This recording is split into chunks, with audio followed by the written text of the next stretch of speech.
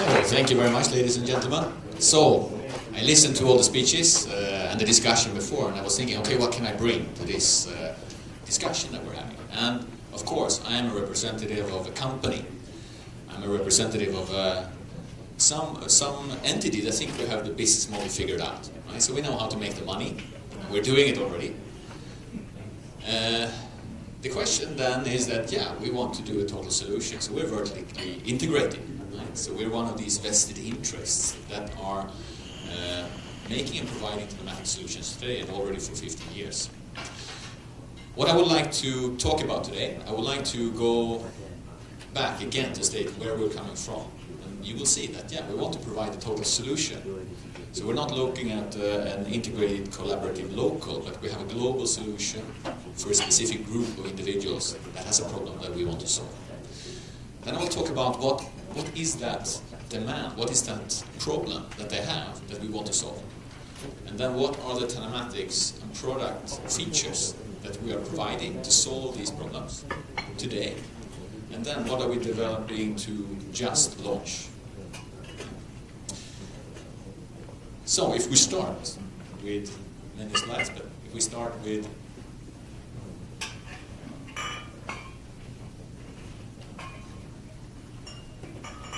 so we want to provide a transport solution globally, right? So we need to figure out certain demands that all our customer base has globally and focus on that. We want to drive prosperity through these transport solutions. That means that we want to not only cater for these needs, but we want to take a wider responsibility because we're a very big company.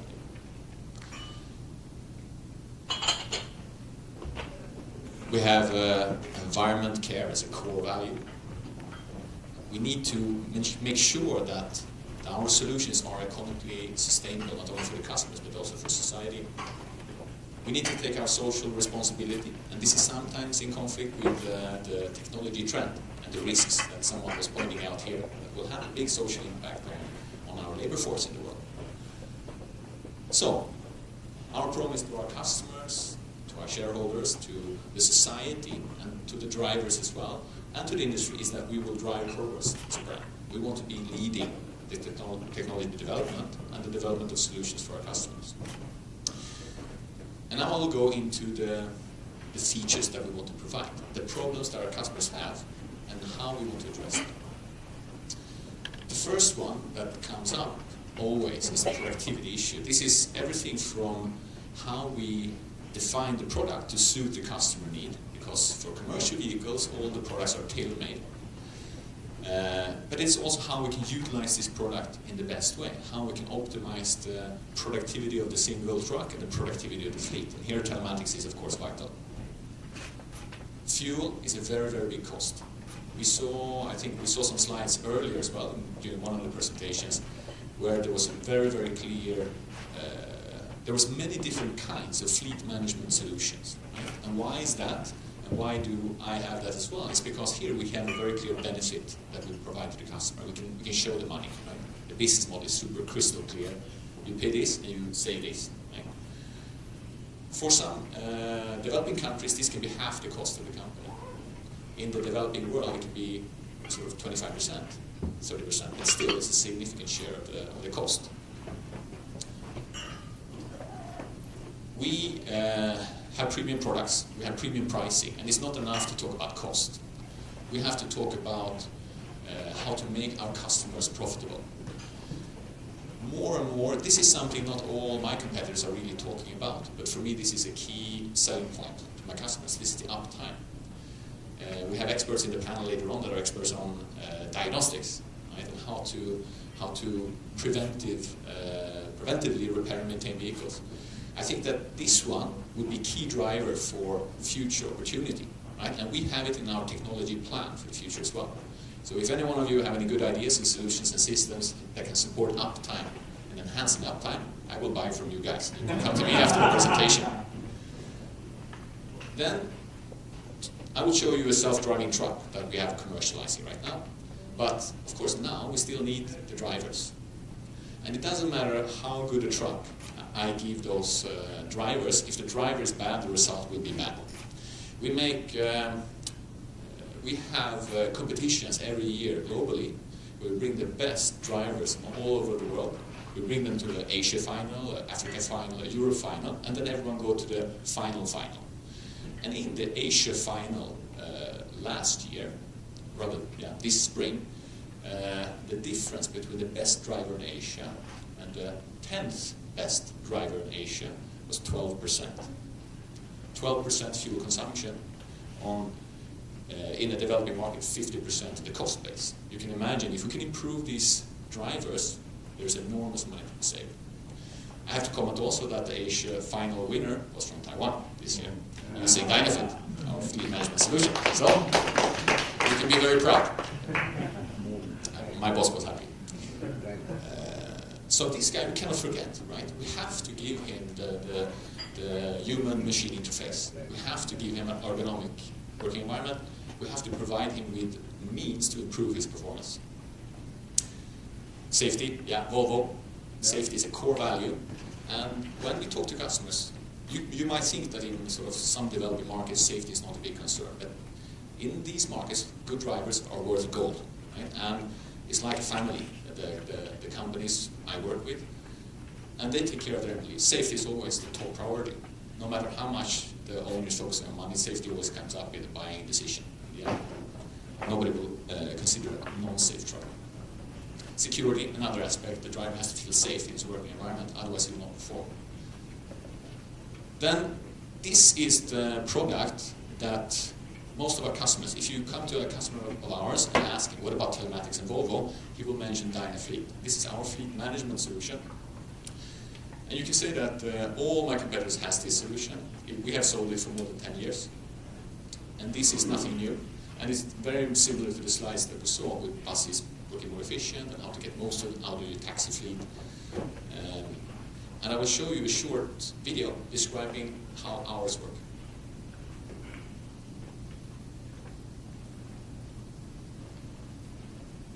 Reducing operational costs and increasing profits is on everyone's roadmap. That's why the Volvo Trucks Fleet Management Information System, known as Dynafleet, has been designed to deliver potential savings, greater efficiencies, and an all-round better approach to fleet management.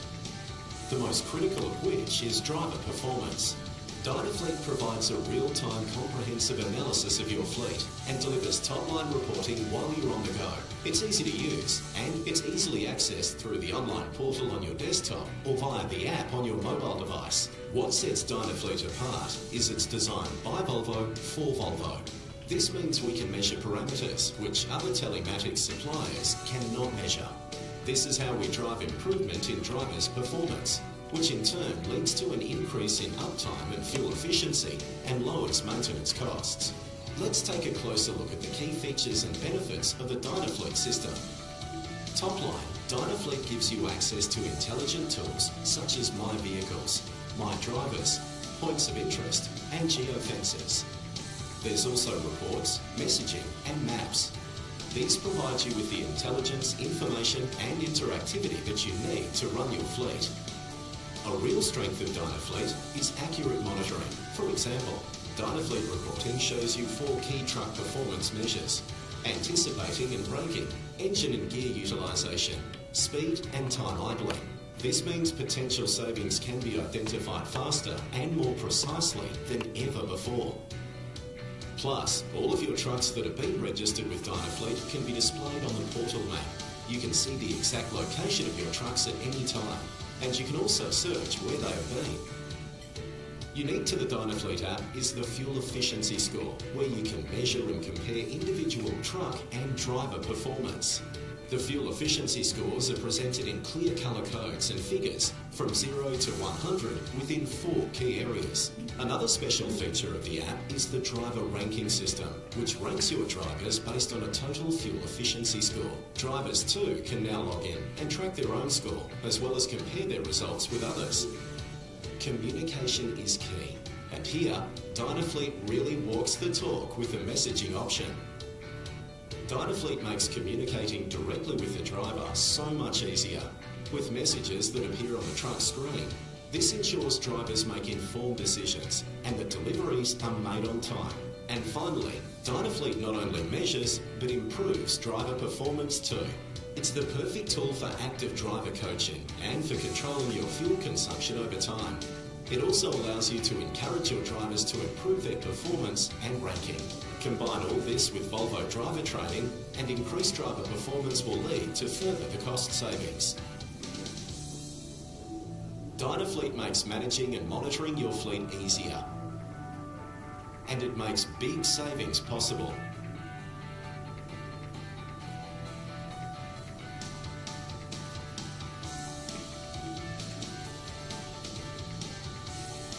Contact your local Volvo Trucks dealer to find out more about Dynafleet or call 1300-MY-VOLVO. Basically, Dynafleet, as you see, 12%. It came on the, I spoke a bit, 12%, it came again in this presentation, but on average, you can say, based on our experience, if you introduce this, you save 7% on the fuel. Right? This is the average parameter in Europe, mature market experienced drivers, just by using this kind of functionality. Then, of course, I want to tie back a little bit, because this does not work if you don't improve the drivers. Right? And here, there is examples when you introduce this and you get no benefit at all. I have even some Taiwan customers that have this kind of experience. So if you don't have the management system in place to have the improvement of your staff, then it will not work. Right? So it's tie into this. Okay, which city can be qualifying to be a smart city? Same logic here, right? If the premises is not there, then this will not work. This system has basically two components. One is the application where you can see from the back office and see and rank drivers, find the areas for improvement and work, and send messaging and so forth to the drivers. Then there is the driver interface. So online, he's getting the advice on driving, on how to improve his driving style, to remind him all the time of his behavior. The positioning, where we have the map and camera is included. We have the geofencing, where you can block certain areas and you can plan routes. We have messaging, simply having a more safe and cost-efficient way of communicating to the back office. And I would like to emphasize safe, because nobody wants the driver to sit with a phone, right, driving a 70-ton truck, and nobody wants him to play on the screen with some TV, right? So it's very important to fit with the local regulation in the countries and block the messaging functionality when needed and open it up when needed. And of course, integrating that into the order systems. Many of the bigger customers have this as a requirement. You have to integrate through their whole value chain, so the driver can update where the load is, and you can get it as a customer in the web page, exactly knowing where your cargo is. Here, I would like to mention one more thing, because the other side of this is what the customer can see. But of course, when we are connecting up to the vehicle, we can also get a lot of information out of the status of the vehicle, the engine, the systems in the truck. And this we call remote diagnostics, and I will show you a short video also on this to describe how that works and what kind of benefits the customer can get out of that when it comes to diagnostic speed and repair speed.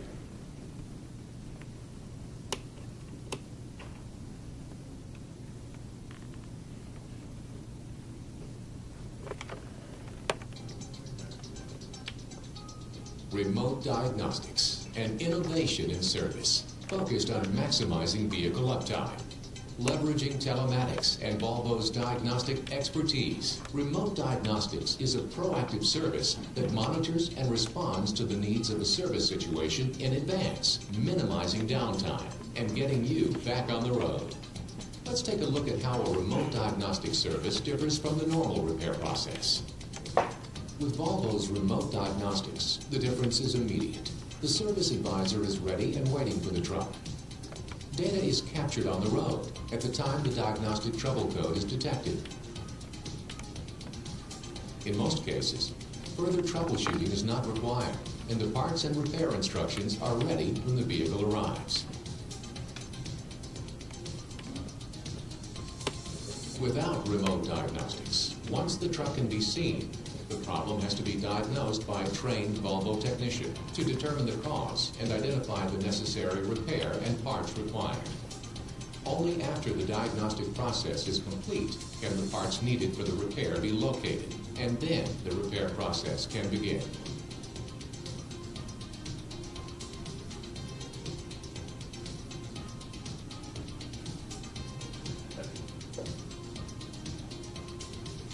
Once the repair is complete, The technician can verify that the fault code has been cleared, and then the truck is back on the road. The downtime difference, even assuming no wait time to be seen and no parts need to be ordered, is significant. What does that savings mean? It means real money. Remote diagnostics reduces driver downtime, helps prevent loss of load, and reduces the risk of an unplanned stop, which can come with additional downtime and extended damage. It lets you keep your commitment to your customer. That's our commitment to you. At Volvo, we're focused on keeping your truck where it belongs, on the road. That's the power of remote diagnostics. Real uptime management. Real downtime protection.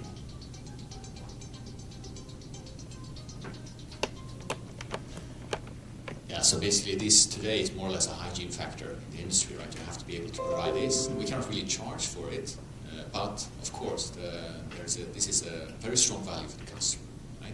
And many of our, for instance, our competition, local competition, and even Chinese competition don't have this, right? Then, if we take it one step further, most of our customers in Europe, they're not coming to the workshop and paying for the services and parts, but they buy a service contract. It means that we are the insurance company, we have to take care of the risk of repair and cost of maintenance ourselves and give them a package offer. And you can see when we calculate how we can reduce the risk of this repair insurance by knowing what is happening with the vehicle every time it's on the road, every second. So for sure, we are able to provide much, much better service planning and service contracts for customers this way, thanks to Telematics. But this was, what I've showed you now is like kind of old technology, right? And we've heard it also. This is already there. This has been provided. This is strong. Why is it strong? Again, because the business case is there. The money is there. There's no one that has to figure out who will pay this, because it's obvious where the money is coming from. Now I will talk about and show you also a movie about something that is a little bit newer. We launched this a few years ago, and it's an example of vehicle to platform to vehicle communication. Basically allowing the truck to predict what is coming ahead, to be able to select gears in the right way. So I'll show you one more short movie, how it works, and then some comments after. Sorry, because a lot of movies, but I think this is an efficient way of just showing you how it works and what we have already for our customers. It's almost like driving on autopilot.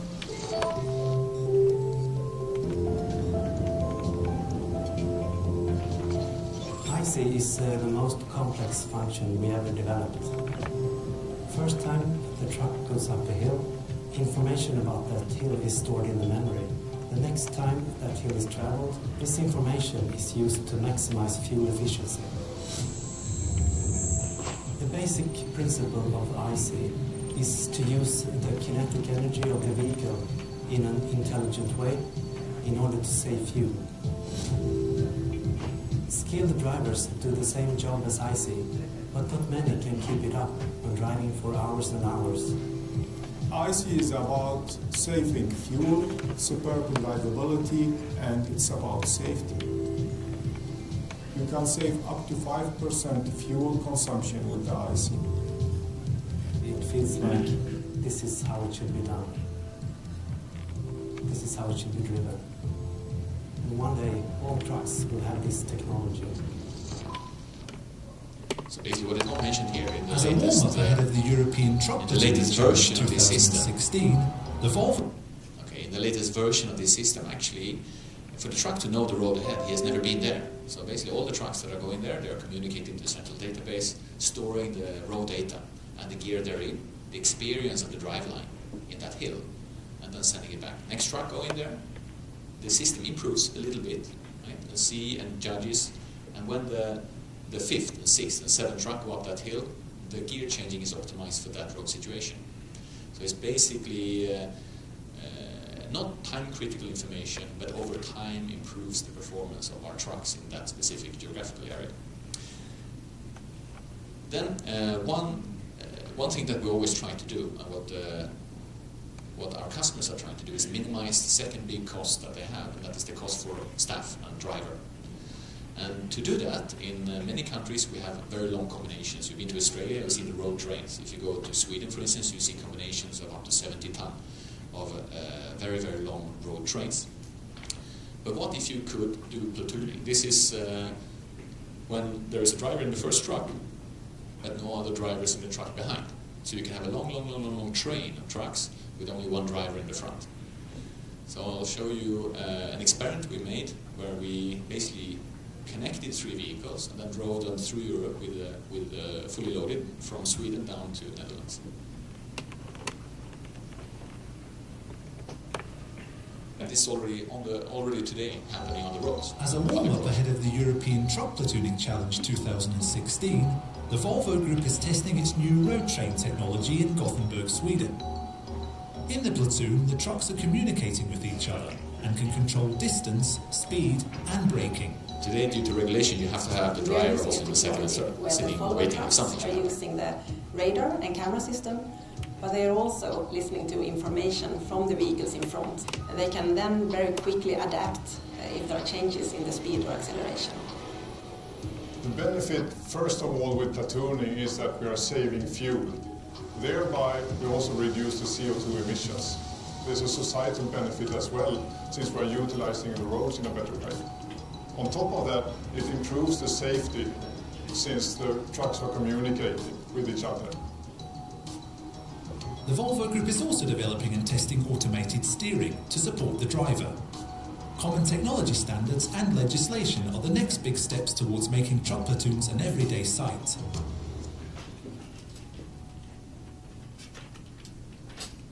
Basically already on public roads, driven like this, in traffic, heavy traffic, so it works very well, right? So this is the next step, and of course, as you hear here, connected to the risk, right? The drivers, right? They will be heavily impacted with this. When this is happening, it means that maybe half the drivers will lose their jobs, right? In Europe, when you have these very long queues of vehicles driving across the continent. Now this is already happening, right? I will show you one more thing, and this is basically the latest thing we're working on right now, and this is the self-driving commercial vehicles. And for us, of course, there's a lot of legislation and issues when it comes to self-driving trucks on public road, and I think the US is quite far ahead in this. But when it comes to us, since we have a lot of customers with private roads, where we don't have any kind of legal limitations, here we have more free hands. So here I will show you an example when we're working with a mine in Sweden to allow them to operate without drivers in their working environment.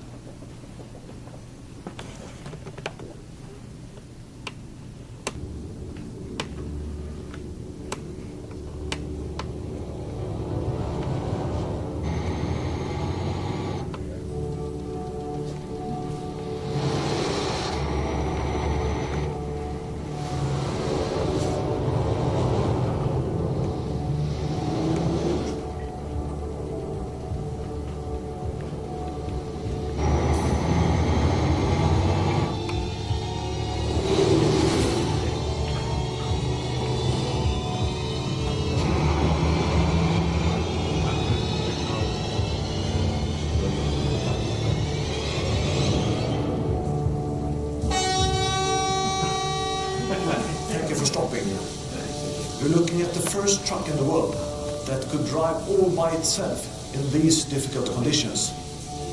It uses laser sensors to see. Time to drive on.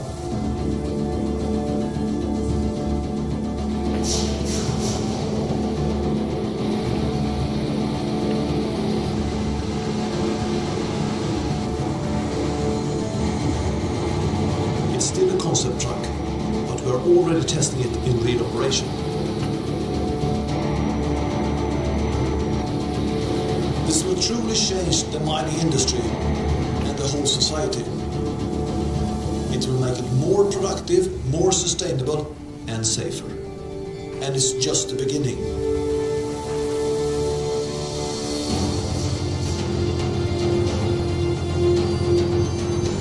All industries will be influenced in the future.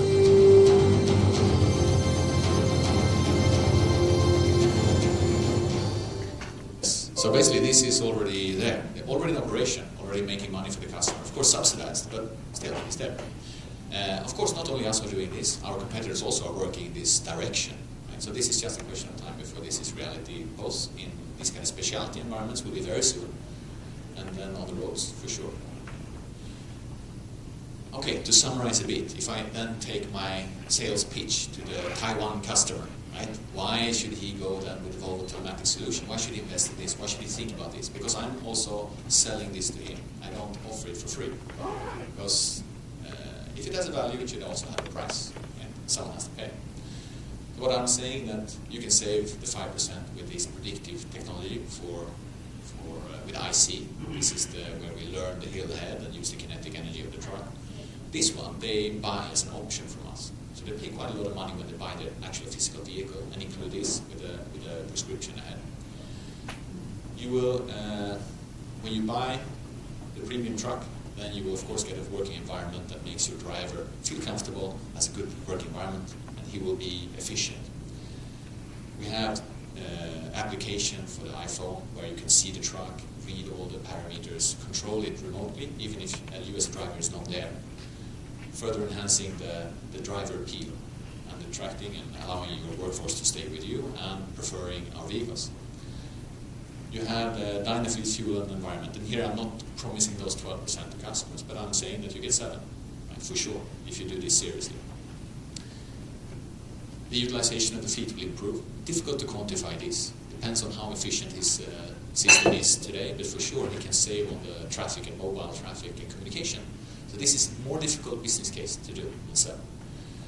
And then, of course, preventing the repairs and having a better uptime on the truck. This, just asking him about his revenue streams, also very, very strong sales argument. Difficult to sell as a feature in itself, but for sure it helps to sell the vehicle. And with this, if you calculate on an average, not very advanced Taiwan customer, for him to save this $250,000 Taiwan per year is easy. So that makes it. I remember we had a long discussion before in the previous panel. Okay, how can you create a business model around that? Even if this is more limited, more easy, this is not the question, right? The elevator test of why you should take this and buy it is there. So the business model is there. And then always we do it for the customer, for him to be able to be more profitable and to be able to win. So with this, this ends my introduction of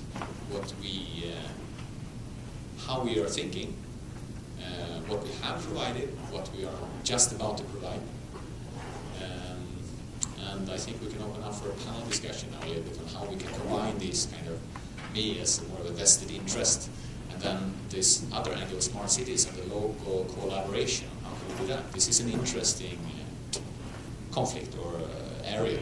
Okay? So let's bring out the chairs and do the panel discussion. Right? Yes.